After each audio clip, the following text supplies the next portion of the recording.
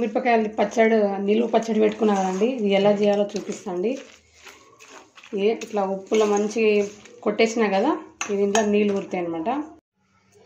పండు మిరపకాయలకు కావాల్సిన పదార్థాలు అండి: చింతకాయలు, మిరపకాయలు, 1/2 కేజీ మిరపకాయలు, 1/2 కేజీ చింతకాయలు అండి. ఇది కడిగి ఇట్లా తుడిచి పెట్టాను ఒక బట్టల పొద్దున. ఇప్పుడైతే ఇట్లా చేసి మనం ఒక మిక్సీలో వేసి కొంచెం కచ్చపక్క దంచుకొని స్టోరేజ్ చేసుకోవాలన్నమాట. అది కూడా చూపిస్తా. ఇప్పుడైతే ఇవన్నీ క్లీన్ చేసుకుందాం. మిరపకాయలు వాటర్ తగలకుండా చేసుకోవాలన్నమాట. చూడండి, ఇందాక ఇట్లా నారలు తీసుకున్నాం కదా చింతకాయలు, కొన్ని నారలు తీసుకొని ఇప్పుడు ఇంట్లో కొన్ని పెట్టుకుంటా చేయాలి. ఎందుకంటే మిక్సీ కదా, మనకు రోట్లో అయితే సెట్ అవుతుంది. చేద్దాం అనుకున్నా కానీ ఇక చాలా టైం పడుతుంది, ప్లస్ వీడియో కూడా లాంగ్ అయిపోతుందని ఇట్లా చేస్తున్నాం అండి. ఇట్లా దొడ్డు ఉప్పు వేసుకోవాలండి, అది కూడా చూపిస్తా. దొడ్డు ఉప్పు వేస్తేనే కొంచెం గట్టిగా అనేది పడుతుంది, తొందర ఊరుతుంది. ఇప్పుడు కొంచెం వేసుకున్నామండి. మళ్ళీ మనం తక్కువ అయితే మనం పచ్చడి వేసేటప్పుడు కలుపుకోవచ్చు. ఇవన్నీ కల్లుప్పు. ఇది మిక్స్ చేసి మెత్తగా పట్టకూడదండి, కొంచెం గరకగా పట్టాలి. ఇట్లా పట్టుకోవాలన్నమాట. కొంచెం బరక పట్టుకొని ఇది ఒక దాంట్లో వేసుకుందాం. ఒక డబ్బాలాగా వేసి చూపిస్తా. చూడండి, ఇట్లా అంతా వేసేసింది అనమాట. 3 సార్లు పట్టేసిన. ఒకసారి చూడండి, ఇట్లా గరక పట్టాలి. మళ్ళీ ఒక డబ్బాలో స్టోరేజ్ చేసి మనం ఉప్పు అంతా కలుపుకున్నట్టు అంత చేసుకోవాలండి ఒకటేసారి. ఏంటంటే నీళ్ళు ఊరుతాయి అనమాట, మంచిగా నానుతుంది.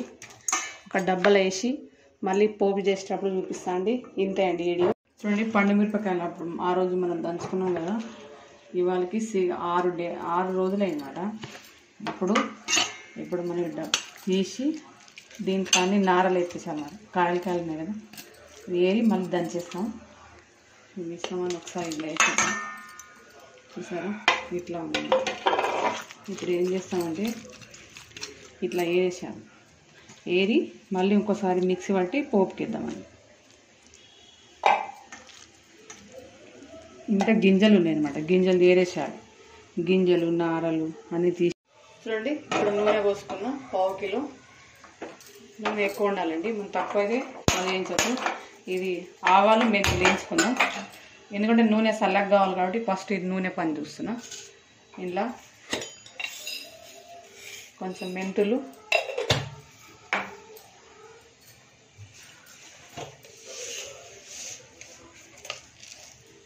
ఆవాలు,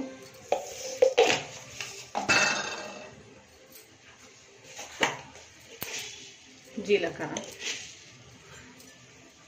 చూడండి, మెంతులు, ఆవాలు ఇప్పుడు లైట్గా వేయించుకున్నాం. ఇది వేయించి పొడి కొట్టేద్దామండి. ఇది కలిపి ఎట్లాగైనా పొడే కదా, అలగలా ఎందుకు కొట్టడని ఇట్లా మిక్స్ చేసి చూపిస్తాను. జీలకర్ర కూడా కొడతా. ఇది అయిపోయింది. ఎక్కువ ఎర్రగా చేయకూడదు మామూలుగా. ఇప్పుడు ఎండుమిర్చి ఇలా పోపులో వేద్దాం. ఎల్లిపాయలు ఇట్లా ఫ్రై కావాలి.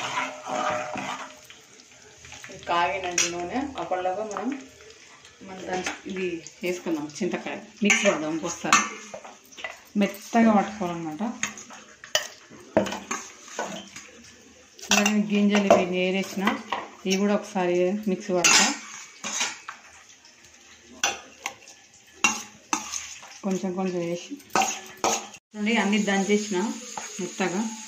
ఇప్పుడు ఇది మనం పోపు వేసుకున్నామండి. కొంచెం ఒక చిన్న చాయ్ గ్లాస్ అంత కారం, ఇది జీలకర్ర పొడి, ఇది మెంతులు, ఆవపిండి రెండు కలిపి కొంచెం ఒక చెంచా అంతా పసుపు ఇస్తాను. ఇప్పుడే కలుపుకుంటే మంచిగా పడుతుంది అన్నమాట. ఇది కలుపుకొని ఒకసారి ఉప్పు చూసి మనం తర్వాత నూనె పోసుకుందాం. నూనె అంతా చల్లగా కావాలండి, వేడిగా పోసుకోవద్దు. నూనె బూజు వచ్చేస్తుంది. పచ్చడి వేడిగా అయితే నిలువ ఉండదు అన్నమాట. సేమ్ మనం మామిడికాయ పచ్చడిలో ఉంటే అట్లా ఉండాలి. చూడండి, నూనె కూడా పూర్తిగా చల్లగైంది. ఇప్పుడు ఈ పండు మిరపకాయల్లో వేసుకుందాం. చూసారా, ఇంత కొంచెం కూడా నీళ్ళు కాకొద్దు, అసలే నీళ్ళు పచ్చడి కదా. నేనైతే ఇలా చేసుకుంటా అండి, ఎక్కువ కేజీ కన్నా ఎక్కువ చేయను. అంటే ఏదైనా ఉసిరికాయ ఉన్న పండు మిరపకాయల సీజన్ ఉన్నప్పుడు ఇట్లా చేసుకుంటా అండి. కాకపోతే ఇంకా రోట్లో అయితే ఇంకా మంచిగా దంచవచ్చు. ఇంతే అండి నా పండు మిరపకాయల పచ్చడి. మీకు కానీ నచ్చితే లైక్ చేయండి, షేర్ చేయండి, సేమ్ ఇలా చేసుకోండి. చూడండి ఎంత బాగుందో. ఒకసారి ఉప్పు చూసుకుందాం.